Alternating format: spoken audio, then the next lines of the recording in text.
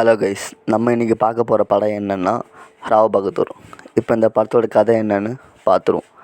படத்தோட ஹீரோ பார்த்திங்கன்னா கேன்சர் நோயாளியும் மனநலம் பாதிக்கப்பட்டும் ஒரு ரூம்லேயே அடைஞ்சு கிடப்பார்.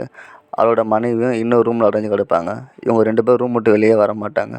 ஹீரோ ரொம்ப காலமாக ஒரு கேள்விக்கு விடை தேடிட்டு இருப்பார். அதை கண்டுபிடிச்சாரா இல்லையா, இதுதான் இந்த படத்தோட ஸ்டோரி. ஒருத்தர் சந்தேகத்தால் தான் ஹீரோ இந்த படத்தில் இப்படி இருக்காருன்னு சொல்லுவாங்க. ஒருத்தருக்கு சந்தேகம் அதிகமான ஒன்று சைக்கோத்தனமோ ஒன்று கொடூரமான அந்த படங்கள் தான் நான் அதிகமாக பார்த்துருக்கேன். ஆனால் மனநல பாதிக்கப்பட்டு இப்படி போவான் இந்த படத்தை இப்படி தான் ஃபஸ்ட் டைம் பார்க்குறேன்னு சொல்லலாம். ஃபஸ்ட் ஹாஃப் முழுக்கவே இந்த படம் இப்படி தான் போயிட்டுருக்கும். இன்டர்வல் வரைக்குமே ஸ்டோரி ஹீரோக்கு தானே ஒரு ஃப்ளாஷ்பேக் ஒன்று வரும். அது நார்மலாக தான் இருந்துச்சு சொல்லலாம். ஃபஸ்ட் ஹாஃப் முழுக்க சுத்தமாக செட்டே ஆகலாம். நான் படம் இப்படியே போய்ட்டு நினச்சிட்டு இருந்தேன்.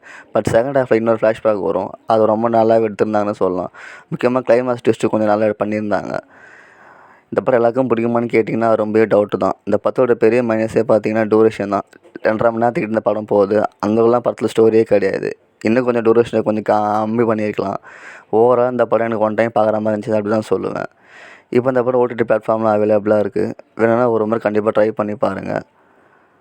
முக்கியமாக சொன்னால் சத்யாதேவ் ஆக்டிங் தான் படத்தில் பெரிய ப்ளஸ்ஸாக சொல்லலாம். உண்மையிலே நல்லா பண்ணியிருக்காரு. மறக்காம சப்ஸ்கிரைப் பண்ணுங்கள், லைக் அண்ட் ஷேர் பண்ணுங்கள்.